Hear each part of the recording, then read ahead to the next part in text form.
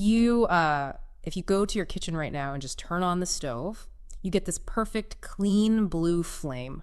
Right, it's just there. Yeah, it feels so immediate, you know, like it's just this totally natural thing. But to actually get that flame, engineers had to conquer like a toxic, hyper-pressurized mudslide and then literally freeze gas to temperatures that basically bend the laws of physics. It is wild, yeah.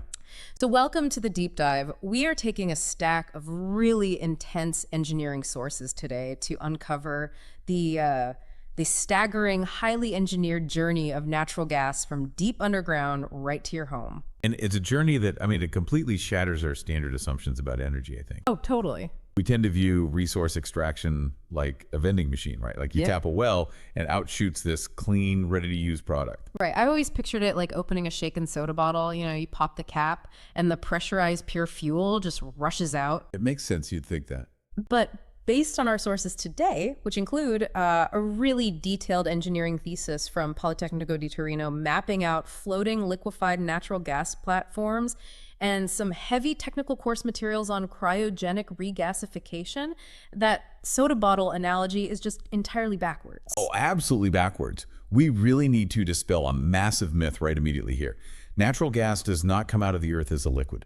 Right. It just doesn't. And furthermore, the liquid in liquefied natural gas, or LNG, is in no way a natural phenomenon. It is an extreme, highly artificial feat of human engineering. Okay, so let's unpack this. If it's not coming out as a clean liquid or a pure gas, what exactly is erupting from the wellhead? Because, you know, the Politecnico thesis describes the starting line as something called reservoir fluid. And just reading through the chemical breakdown of this fluid, I mean, it sounds less like fuel and more like a messy, highly corrosive geological smoothie. That is honestly an incredibly accurate way to describe it.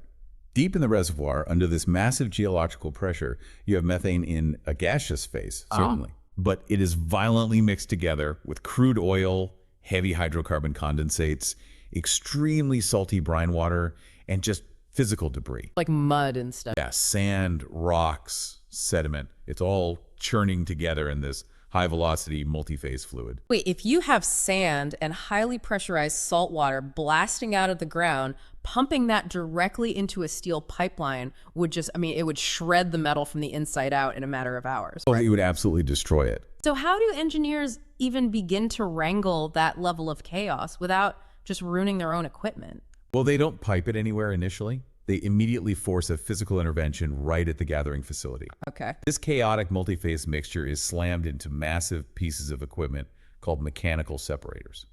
And this is purely just a game of physics and gravity. So there's no complex chemistry yet. You're basically just letting things settle. Essentially, yes. They route the fluid into these huge steel vessels, which can be oriented horizontally or vertically. And they choose the shape based on what they call the gas to oil ratio, right? Like if a well is producing a massive volume of gas with just a little bit of liquid, they send it into a vertical tower. Exactly, because in a vertical tower, the heavy elements, the water, the mud, the bulk oil, they have a long physical drop to the bottom. While the lighter gas naturally just wants to rush up to the top. Precisely. As the fluid enters, it hits these internal baffles to slow its momentum down. Gravity pulls the heavy liquids and solids down, but they also use something called mist extractors at the top of the vessel. Mist extractors? Yeah, think of these like really dense steel wire meshes. As the rising gas passes through the mesh, any microscopic droplets of oil or water, they catch on the wire, clump together, and just fall back down. Well, that makes sense. It's kind of like a screen door catching morning dew. That is a perfect analogy. And only after that really aggressive physical sorting process do we get something we can officially call raw natural gas. Right, but the word raw is doing a lot of heavy lifting there because we've dropped out the mud and the crude oil, but chemically the gas is still like a hazardous cocktail. Very much so.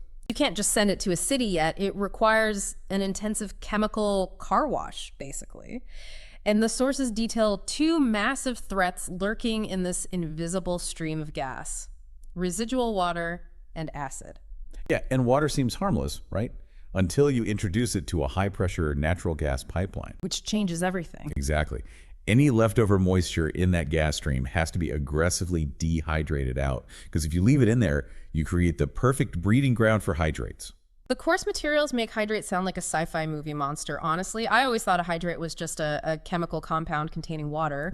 But in a pipeline, they act like actual concrete blocks. The mechanism behind them is fascinating, actually. Under high pressure, water molecules physically rearrange themselves into this ice-like solid crystalline lattice. Wow. Yeah, they form a literal microscopic cage that traps the methane molecules inside. So wait, even if the ambient temperature outside is well above freezing, the sheer pressure of the pipeline forces the water to freeze into these cages around the gas. Yes, exactly. And once they start forming, they agglomerate really quickly. Yeah. They will violently plug a pipeline, jam up critical safety valves, and just cause catastrophic pressure buildups that can literally rupture the steel. That is terrifying. It is. So the engineers have to run the gas through liquid desiccants to absorb every single trace of moisture. Which brings us to the second invisible threat, the acid, because the gas has to go through a process called sweetening, which, sounds pleasant, It does sound nice. but it's actually about extracting a chemical compound that will actively kill you. Right. Raw natural gas frequently contains hydrogen sulfide, or H2S. And when a reservoir has high levels of it, the industry categorizes the gas as sour. Ah, got it. H2S is highly toxic, highly flammable, and it initiates this process called sulfide stress cracking. Meaning it literally eats the steel pipeline from the inside out. It embrittles the steel at a molecular level until it just fractures.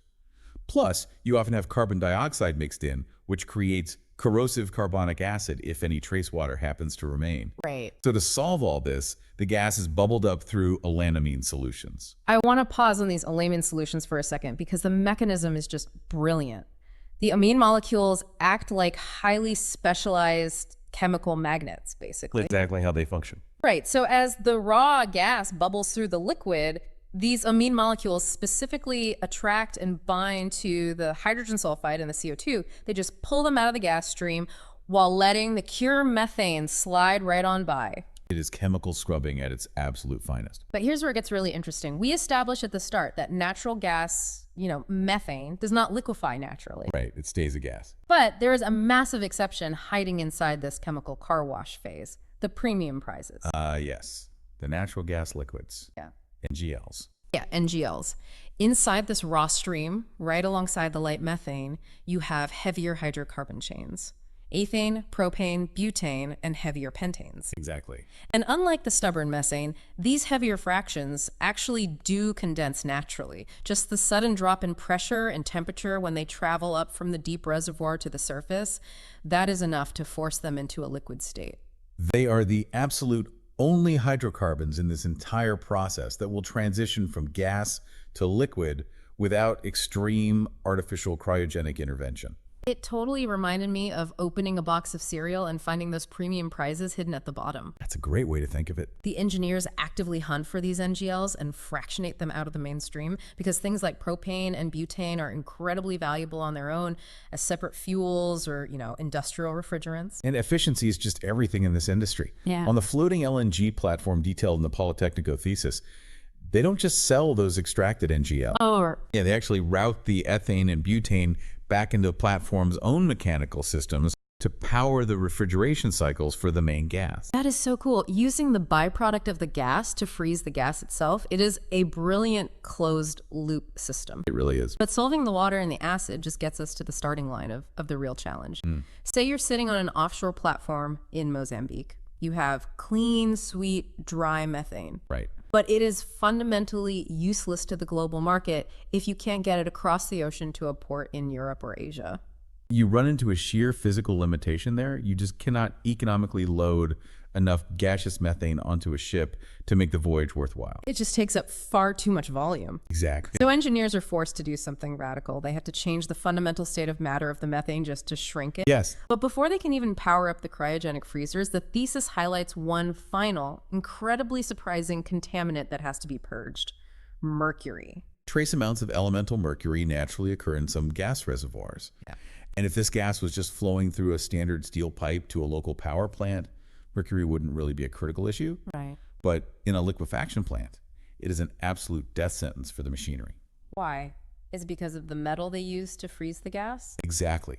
The massive heat exchangers required to strip all the thermal energy out of the gas are manufactured from brazed aluminum. Okay. And aluminum is incredibly efficient for heat transfer, but it has a fatal flaw when it's exposed to mercury. It causes amalgamation, right? It essentially dissolves the structural integrity of the aluminum on contact.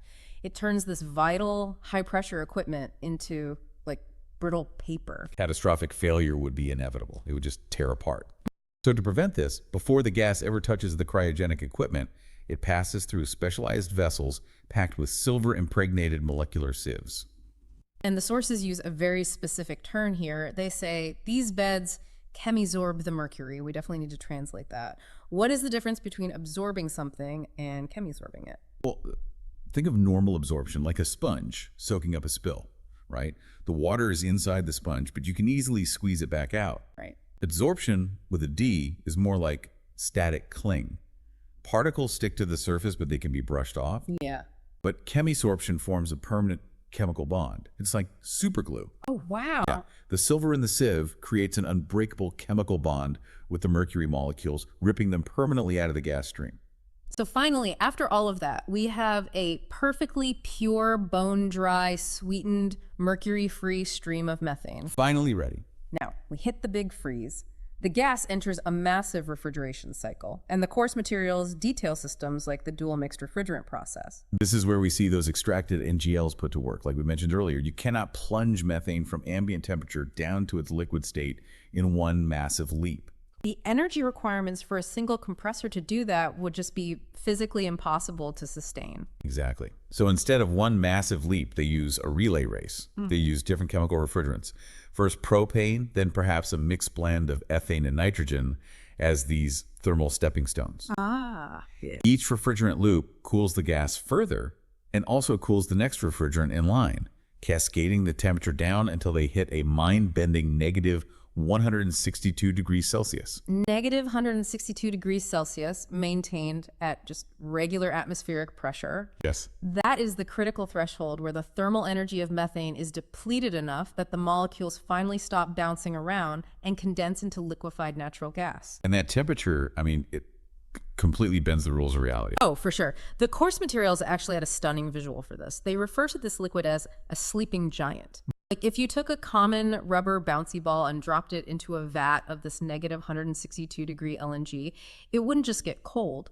The extreme lack of thermal energy totally alters the molecular structure of the rubber. It changes it completely. If you pulled that ball out and dropped it on a hard floor, it wouldn't bounce. It would shatter into 1,000 pieces like a delicate porcelain teacup. It perfectly illustrates how far removed this substance is from absolutely anything we encounter in the natural world. We have pushed this fuel into a highly volatile, completely artificial state. So why do we do it? Like, why go to all this immense effort, build multi-billion-dollar platforms, and risk shattered equipment just to make this super cool liquid? Because of the spatial mathematics. When methane crosses that threshold at minus 162 degrees Celsius, it undergoes a massive volume reduction. Right. It shrinks by a factor of 600. 600 times smaller. That is huge. Think of taking a massive beach ball and instantly compressing all the air inside it down to the size of a ping pong ball. Wow. By achieving that 600-to-1 compression ratio, the fuel becomes dense enough to load millions of gallons onto a single massive carrier ship. Without that cryogenic density, the entire global energy trade bridging continents would be physically and economically impossible. It is wild to visualize that. You have this massive steel ship crossing the ocean, filled to the brim with a liquid that is basically desperately trying to absorb ambient heat, boil back into a gas, and instantly expand 600 times in size. It's a delicate balance. Which brings us to the dock. The ship arrives at the import terminal. How on earth do we wake the sleeping giant up and safely route it to your house? It is a really delicate mechanical handoff. The LNG in those ship tanks is sitting exactly on its boiling point. Right. So the second the ship docks, the clock is ticking against the ambient heat of the outside world. And the course materials detail this unloading process, and they definitely don't just, toss a rubber hose over the side of the ship. No, definitely not. They deploy these massive articulated structures called unloading arms. I picture them as like giant robotic limbs reaching out from the pier. They are basically the umbilical cords of the energy world. And they have to be marvels of engineering themselves. These metal arms must flex and pivot to accommodate the ocean tides and the constant bobbing of the massive ship. All while maintaining a flawless, high-pressure cryogenic seal at minus 162 degrees. Exactly. And as they activate the pumps to pull the liquid out of the ship, they run headfirst into a massive physics problem. boil-off gas, or BOG. Okay, right. If you're pumping millions of gallons of dense liquid out of a sealed steel tank, you are rapidly creating a massive void inside that tank. Oh, right. Doesn't that mean the pressure inside the ship's hull would just plummet? Drastically. It basically creates a vacuum effect. So wouldn't the sheer weight of the atmospheric pressure on the outside of the ship just crush those empty steel tanks inward, like stepping on an empty soda can? Yes, that is the exact threat engineers must manage. To prevent the ship's tanks from literally imploding, the terminal utilizes a vapor return line. How does that work? Well, as the liquid LNG is pumped out of the ship and into the terminal's storage tanks, a portion of the gas that naturally boils off in the process is routed backwards. It goes through a separate robotic arm, directly back into the void being created in the ship's tank. So it's a perfect closed loop dance. Liquid flows one way, vapor flows the exact opposite way, just maintaining a perfect pressure equilibrium so the ship's hull doesn't collapse. Exactly. But the engineering marvels don't stop at the dock. Once the LNG is resting in the massive insulated storage tanks on land, it has to be moved into the regasification vaporizers to be warmed back up. And the mechanism they use to move it out of the storage tanks completely broke my brain, honestly. It surprises a lot of people. To push the liquid, they rely on pumps, right? But these pumps aren't bolted to the outside of the tank. The electrical motors running the impellers are fully submerged, completely drowned, inside the vat of liquefied natural gas. Submersible cryogenic pumps. They are incredibly efficient. But hold on, you are putting a live high-voltage electrical motor directly into a sealed tank filled with millions of gallons of highly flammable hydrocarbon fuel. How is that not an immediate recipe for a catastrophic explosion? It sounds completely counterintuitive, I agree. But paradoxically, submerging the live motor in the fuel is the safest possible design. And it all comes down to the fundamental physics of combustion. Okay, walk me through that. To ignite a fire, you must have three distinct elements present simultaneously. The fire triangle, right. You need fuel, you need a spark, and you need oxygen. Exactly. Inside that LNG tank, you clearly have an ocean of fuel. And a running electrical motor could theoretically provide an ignition spark. But before a single drop of LNG is ever pumped into that tank, the entire internal volume is aggressively purged with inert nitrogen gas. Pushing all the regular air out. Yes, and then it's filled with liquid methane. So in the heart of that tank, where the motor is operating, there's not a single free molecule of oxygen. Oh, wow. And without oxygen, chemical combustion is physically impossible. That is wild. Zero oxygen means zero fire, no matter how many sparks you throw. Exactly. Furthermore, running heavy-duty electrical machinery generates a massive amount of friction and heat. By submerging the motor directly in the negative 162-degree LNG, the fuel itself acts as the ultimate heat sink. Because it's just so unimaginable.